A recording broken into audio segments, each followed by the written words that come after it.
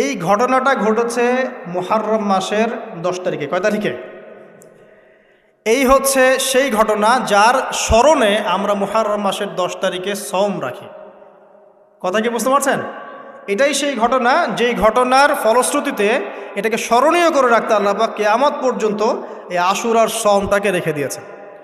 এটা ইহুদিরাও রেখেছে, ইসলাম আসার পূর্বে, মানে নবী সাল্লাল্লাহু আলাইহি ওয়াসাল্লামের শরীয়ত আসার পূর্বেও আগের জাতিরাও এটাকে রেখেছিল। নবী সাল্লাল্লাহু আলাইহি ওয়াসাল্লাম এই সওমটাকে রেখেছেন, মুহররম মাসের এই 10 তারিখের সওমটা, এবং তিনি বলেছেন যে আমি আশা করি এই সওম রাখার ফলে 1 বছরের গুনাহ আল্লাহ পাক মাফ করে দিবেন।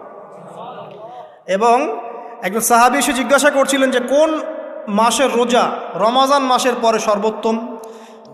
নবী সাল্লাল্লাহু আলাইহি ওয়াসাল্লাম বলছেন রমাজান মাসের পর সর্বোত্তম সওম হচ্ছে মুহররম মাসের সওম। 3-4টা বিষয় নবী সাল্লাল্লাহু আলাইহি ওয়াসাল্লাম কখনো ছাড়তেন না।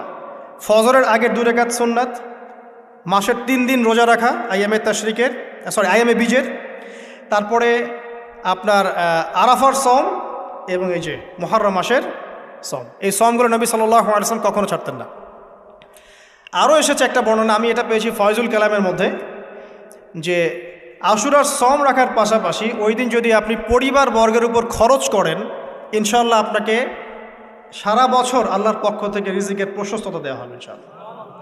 তো পরিবার বর্গের প্রতি আপনি খরচ করতে পারেন। এখন এই যে ঘটনা দেখেন, এই ঘটনার মূল পিছনে গল্প কি? জালেমের ধ্বংস, মাজলুমের মুক্তি, তাই তো? জালেমের ধ্বংস, মাজলুমের মুক্তি, এটাকে স্মরণীয় করে রাখার জন্যে আল্লাহ রাব্বুল আলামিন এই আশুরার সওমটাকে রেখেছেন।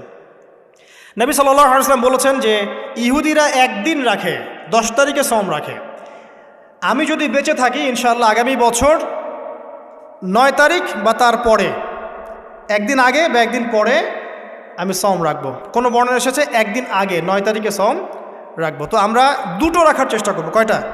2টো, হয় 9-10 অথবা 10-11 ইনশাআল্লাহ। আশা করা যে 1 বছরের গুনাহ আল্লাহ পাক মাফ করে দেবেন ইনশাআল্লাহু তাআলা।